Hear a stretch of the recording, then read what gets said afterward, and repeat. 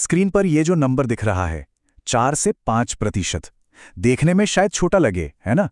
लेकिन ये भारत की पूरी अर्थव्यवस्था का वो हिस्सा है जो सीधे सीधे पशुपालन से आता है। जी हाँ, हमारे देश की जीडीपी में इतना बड़ा योगदान। यहीं से इस विषय की असली अहमियत समझ में आती है। तो चलिए इसी दुनिया में और गहराई से उतरते हैं। इस साल का जो ये पाठ्यक्रम है ना, इसे सिर्फ एक सिलेबस मत समझिए। ये तो एक रोड मैप है, एक पूरा नक्शा है जो आपको इस विषय में महारत हासिल करने में मदद करेगा। खासतौर पर पीएम श्री शासकीय उच्चतर माध्यमिक विद्यालय खट्टाली के सभी स्टूडेंट्स के लिए। तो इस सफर में हम क्या-क्या देखने वाले हैं, बहुत जल्दी से एक नजर डालते हैं। सबसे पहले हम ये समझेंगे कि पशुपालन इतना जरूरी क्यों है। फिर हम नए सिलेबस को देखेंगे, अपने पहले चैप्टर से एक मजबूत शुरुआत करेंगे, कुछ बहुत ही जरूरी शब्द सीखेंगे और आखिर में देखेंगे कि आगे कौन-कौन से कमाल के टॉपिक्स हमारा इंतजार कर रहे हैं।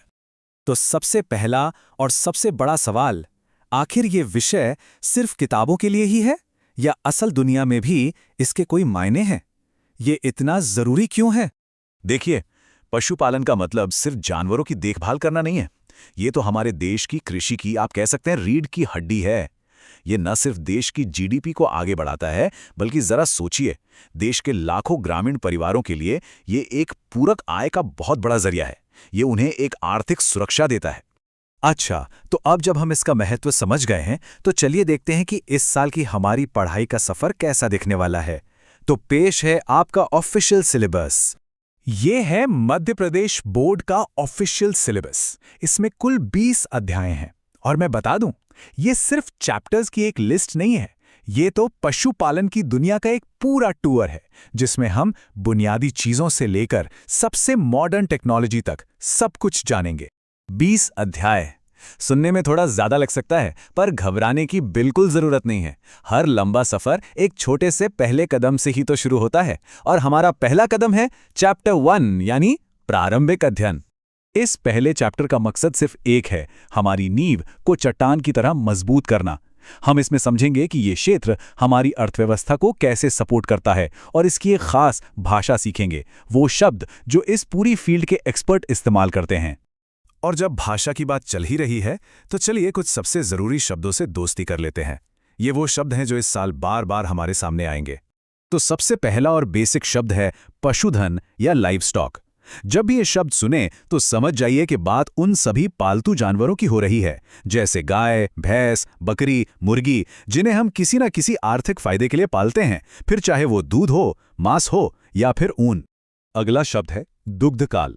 ये वो समय होता है जब कोई पशु बच्चे को जन्म देने के बाद से दूध देना शुरू करता है और तब तक देता है जब तक दूध बनना स्वाभाविक रूप से बंद ना हो जाए।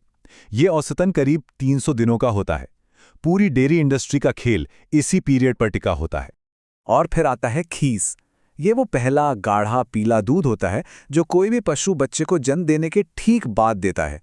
ये पोषक तत्वों का खजाना होता है और नवजात बच्चे के लिए किसी अमृत से कम नहीं, क्योंकि यही उसकी इम्यूनिटी बनाता है। तो ये शब्द जानना इतना जरूरी क्यों है? क्योंकि जब आप इन शब्दों का मतलब समझने लगते हैं तो आप एक स्टूडेंट की तरह नहीं, बल्कि एक एक्सपर्ट की तरह सोचना शुरू कर देते हैं। और यही तो हमें करना है। अच्छा, अब जब हम कुछ बेसिक बातें समझ गए हैं तो एक बहुत दिलचस्प सवाल सामने आता है। हम जानते हैं कि दूध एक मुख्य उत्पाद है, पर क्या गाय और भैंस का दूध बिल्कुल एक जैसा होता है? चलिए इस पर एक नजर डालते हैं। यहां देखिए, अंतर बिल्कुल साफ है। गाय के दूध में फैट है लगभग 4.6%, वहीं भैंस के दूध में ये है 7.4%।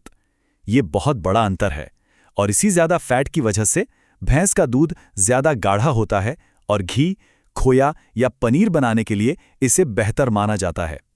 तो ये तो बस शुरुआत थी, एक छोटा सा ट्रेलर। चलिए अब जरा आगे झांक कर देखते हैं कि इस सफर में और कौन-कौन से रोमांचक पड़ाव आने वाले हैं। आने वाले चैप्टर्स में हम मुर्रा भैंस जैसी शानदार नस्ल के बारे में जानेंगे, जिसे ब्लैक गोल्ड भी कहते हैं। हम आर्टिफिशियल इंसेमिनेशन और एम्ब्रियो ट्रांसफर जैसी टेक्नोलॉजी के पीछे के विज्ञान को समझेंगे, जो सुनने में किसी साइंस फिक्शन फिल्म की तरह लगती हैं। और हाँ, मुर्गी पालन की दुनिया में भी चलेंगे और जानेंगे कि लेयर्स और ब्रॉयलर्स में क्या फर्क होता है। और ये सारी बातें हमें एक बहुत बड़े सवाल के सामने लाकर खड़ा कर देती हैं। पशुपालन में हो रही ये वैज्ञानिक तरक्की आने वाले कल में भारत की खेती को और यहाँ तक कि हम सबके खाने की थाली को कैसे बदलने वाली है। इसी बड़े सवाल का जवाब हम इस पूरे कोर्स में मिलकर ढूंढेंगे। और हाँ, इस रोमांचक सफर में मार्गदर्शन के लिए शिक्षक आदित्य सिंह चौहान हमेशा मौजूद रहेंगे। ये जानकारी आपके काम आएगी। तो एक शानदार सीखने के अनुभव के लिए तैयार हो जाइए। बहुत बहुत शुभकामनाएं।